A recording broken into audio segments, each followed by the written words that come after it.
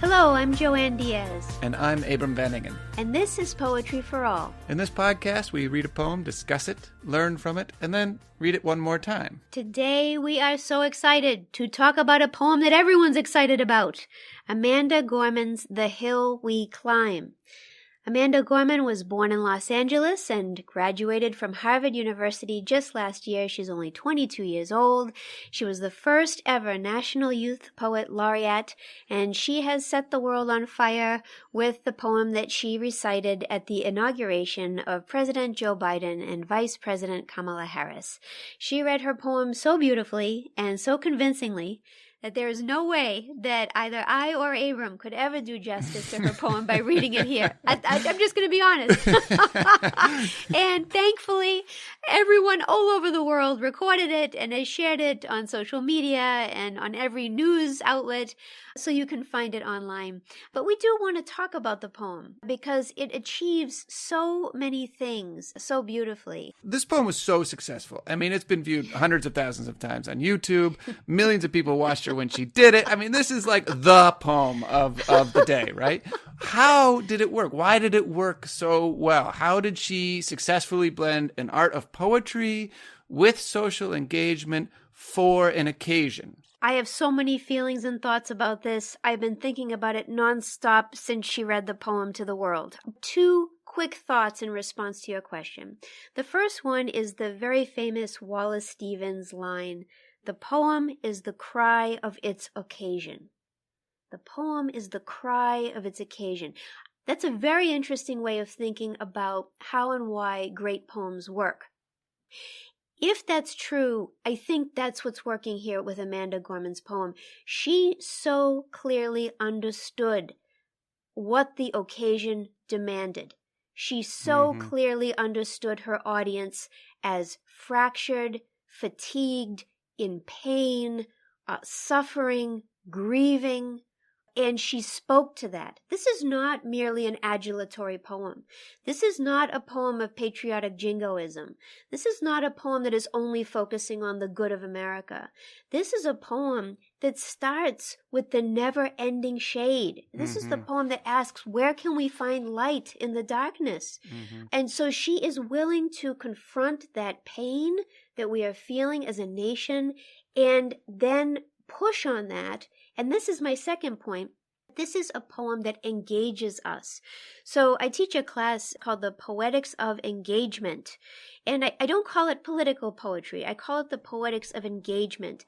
And so these are poems where the poet is socially aware, historically aware, politically aware. And the reason I use the word engagement is because that word comes from the French engager, which means to promise, to make a contract, to bind. So there's a way in which Amanda Gorman, in multiple rhetorical moves in this poem, is demanding something of us, asking that we engage in a pact, in a bond, in a promise. And by the end of the poem, she's done something so rhetorically moving that you feel like saying, yes, I will answer the call. Yeah. We can do this. And it's very much a call. And I want to think about that just a little bit longer, because a call is a voice. It's vocal. It's oral. It's not just written down. And this was very much a performed poem, a poem that calls for a performance of it. You said the poem as the cry of its occasion is Wallace Stevens' line, but so many occasions cry out for poetry. You know, even folks who don't tend to read poems, don't tend to buy a book of poetry, will nonetheless find themselves looking for lines of verse for the right occasion, for a wedding, for a funeral, for an inauguration. And so often occasions call for verse, and verse is vocal. Poetry is as old as the human voice, and it's everywhere you look. And I think it's the speaking of this poem that really brings it to life. And not only spoken, but it's an embodied performance. Amanda Gorman's voice is beautiful. Her facial expressions are so engaging. Her hand gestures, just the way that she moves with her audience. It's just fantastic. And you and I were talking earlier, but that ring that she's wearing, right? It's a ring that Oprah gave her. My God, she's friends with Oprah. She's friends with Lin-Manuel Miranda. I mean, this woman. Anyway, Oprah gave this very symbolic ring to Amanda Gorman as a gift because, of course, it cites the great memoir by Maya Angelou, I Know Why the Caged Bird Sings, and it's a ring, a bird with a little, in a little cage.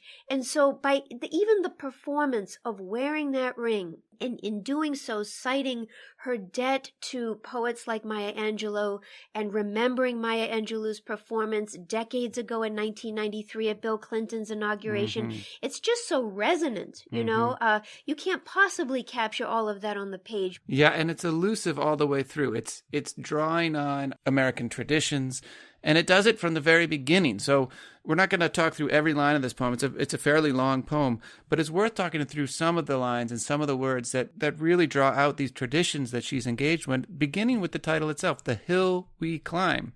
There's some famous hills in American history and American tradition. And you know quite a bit about them, as it turns out. I've written a little bit about this city on a hill business that has often come up in American history.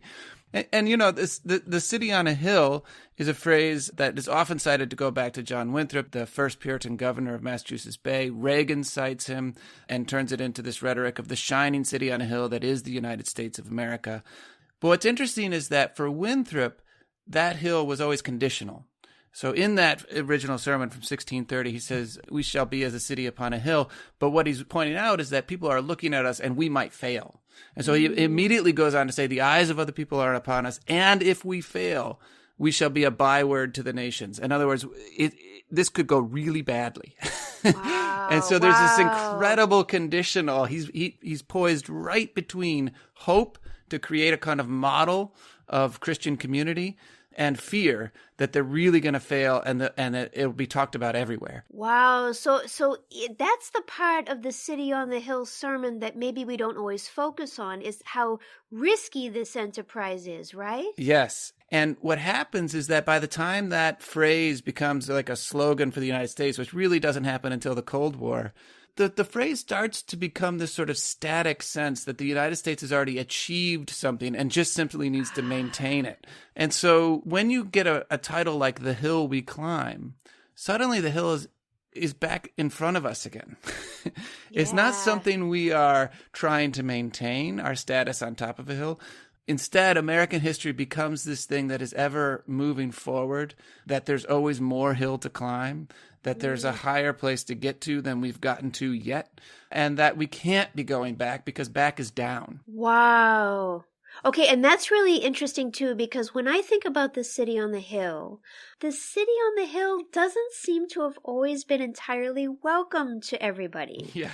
And so for Amanda Gorman to title this poem, The Hill We Climb, that we is at the front of this poem in the title, and in almost every line of the poem, it's we. She's being inclusive. She is inviting everyone into this climbing, into this striving, into this forging of a democracy that we can really feel proud of. That we you mentioned carries right into the first line of the poem, which is a question that sets up the rest of the poem. And that question really finds its answer in the last sentence of the poem. And so when we think about the structure of this poem, it does have this very coherent structure. It asks a question in the first sentence, it answers it in the last sentence, and everything else in between is how we get from that question to that answer. And here's the question. When day comes, we ask ourselves, where can we find light in this never-ending shade? And that last word, shade, is really interesting because what she's going to do then with that word is play on that sound, shade, and draw it all the way through the poem until we get to the end where we have brave. So here are some words that just play off of that sound as we move through the poem. Shade, wade, braved, slaves, raised, gazes, afraid, blade, made, glade, raise, a flame, shade again, unafraid, and then the last two lines, brave and brave.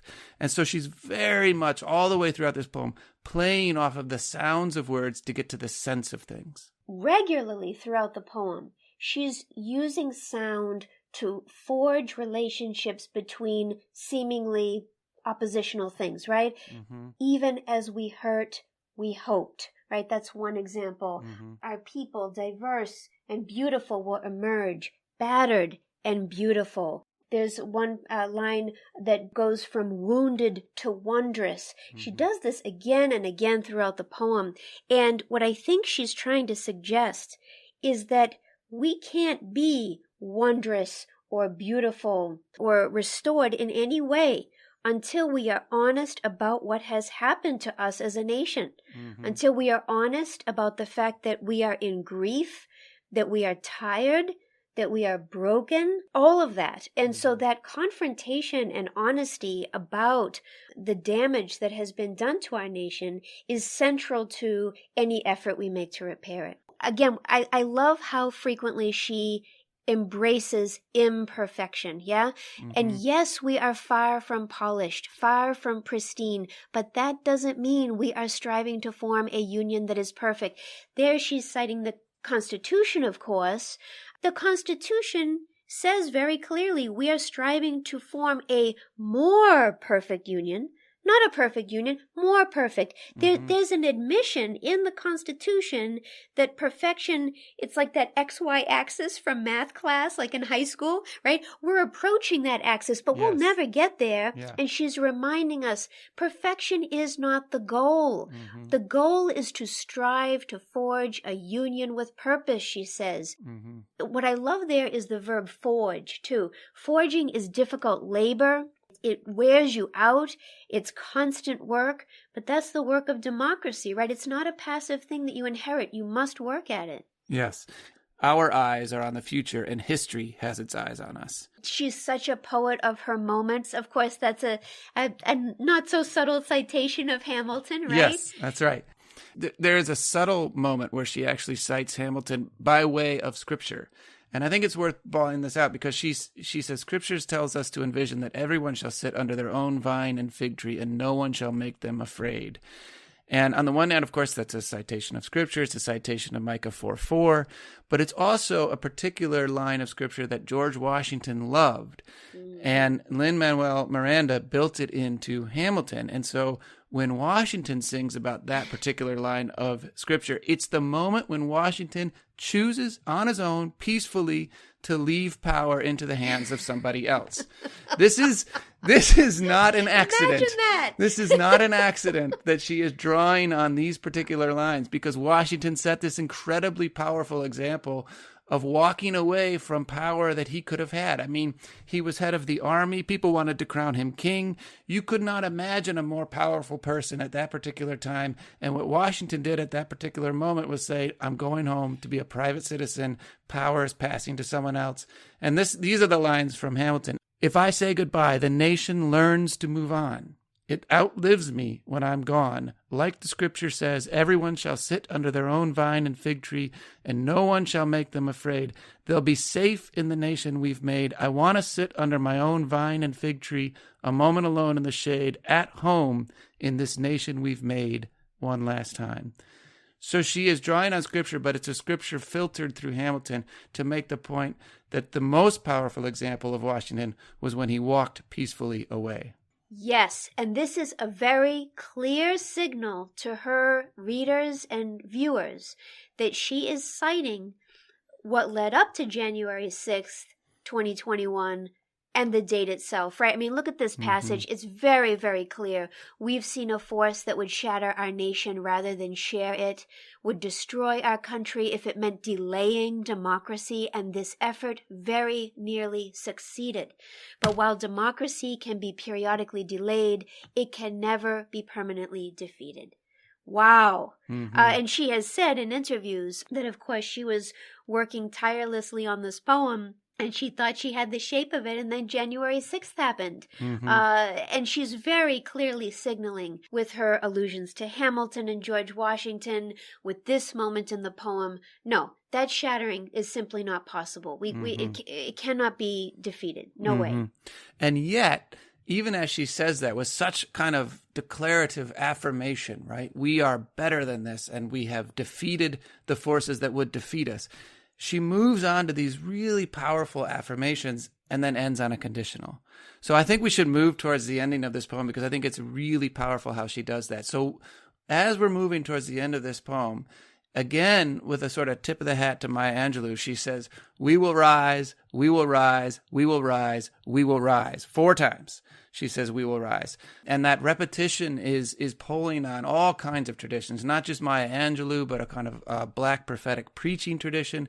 And oftentimes these kinds of amplifications, these repetitions occur near the end of the sermon.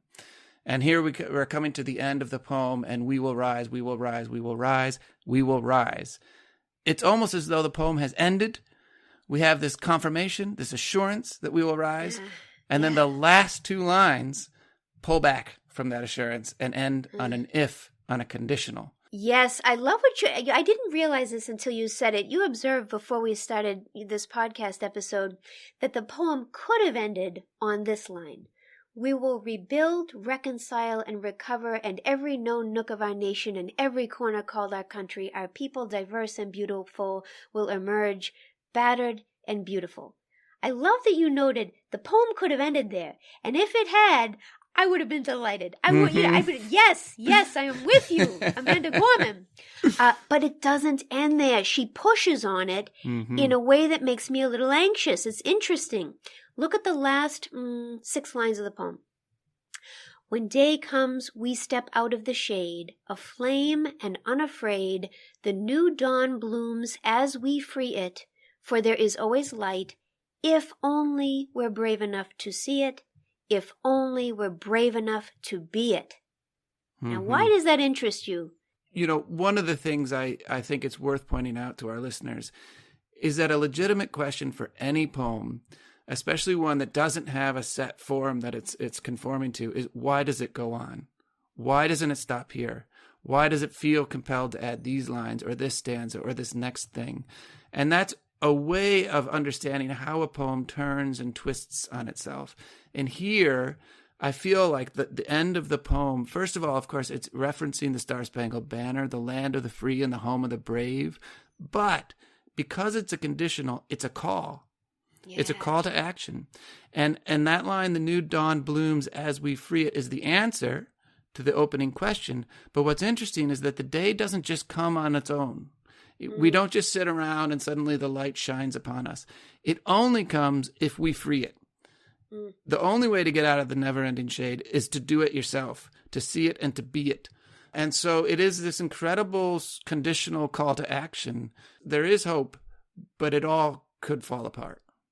Oh, my God. No, we can't let it fall apart. The poem is too good. Yeah. We have to save the Republic in order to, for the sake of the poem. Yeah.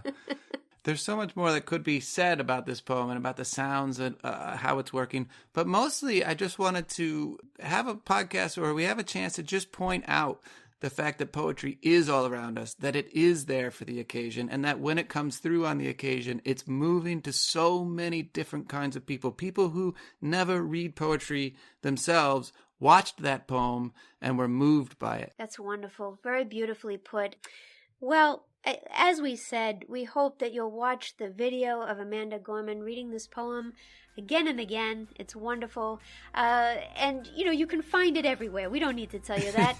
But we'll provide some more information on the Poetry for All website at poetryforall.fireside.fm. And please do remember to follow us on Twitter, Facebook, and Instagram. Thank you for listening.